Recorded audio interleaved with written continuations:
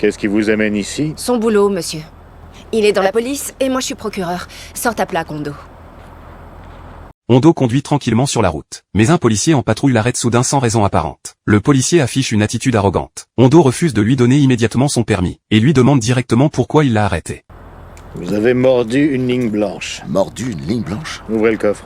Vous voulez me dire pour quelle raison? Ouvrez-moi le Non, coffre. je regrette. Mais les questions de Hondo sont prises comme une provocation volontaire. Le policier le menace avec arrogance. Il affirme qu'il va appeler des chiens policiers pour fouiller la voiture pendant une heure entière. Non, Coffre. je regrette, mais vous n'avez aucune raison valable de voir mon coffre. Vous pouvez aussi attendre que je fasse venir les chiens renifleurs, moi j'ai tout mon temps. À ce moment-là, la compagne de Hondo, qui est procureur, sort immédiatement son badge. Lorsqu'il découvre que l'homme devant lui est le vétéran des forces spéciales Hondo, le policier change instantanément d'attitude. Vous auriez dû le dire tout de suite. Pourquoi? Désolé, monsieur Harrelson. Sergent Harrelson. Au revoir, monsieur.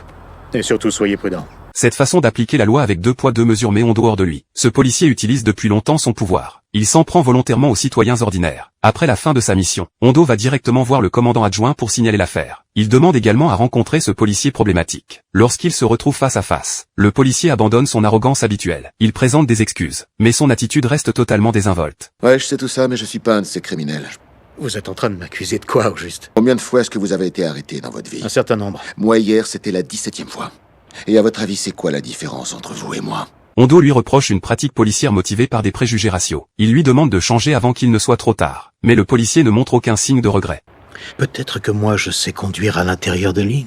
Sa réponse indifférente déçoit profondément Hondo. Il comprend parfaitement que ce genre d'injustice policière n'est pas un accident. C'est une réalité quotidienne dans ce quartier. Plus tard, pendant une intervention, Hondo assiste à la façon brutale dont un policier traite un sans-abri. Le frère de Hondo observe toute la scène. Il pense que Hondo, grâce à son poste élevé, a choisi de fermer les yeux et de rester silencieux. T'as le don d'arriver au bon moment. Je viens pour la voiture de mon père. Il me tanne pour que je la récupère. Tu peux me dire ce qui s'est passé, là? Comme toujours avec la police. Il harcèle un pauvre SDF sans aucune raison. Je leur ai dit qu'il était pas dangereux et qu'il voulait juste qu'on le laisse tranquille. Ok, écoute, Leroy. Je dois y aller, mais je demanderai ce qu'ils ont fait de Dave et je verrai si je peux faire quelque chose. C'est ça. Ouais. Mais Hondo n'a jamais abandonné ses principes. Il cherche toujours un moyen d'aider les victimes. Il décide même d'organiser une réunion publique dans le quartier. Mais pendant la rencontre, son frère prend soudain la parole pour l'attaquer devant tout le monde. C'est que la communauté devra faire ce que la police est censée faire. Mais peut-être que certains d'entre nous n'ont pas envie de faire le boulot pour lequel les gars en uniforme sont déjà assez payés.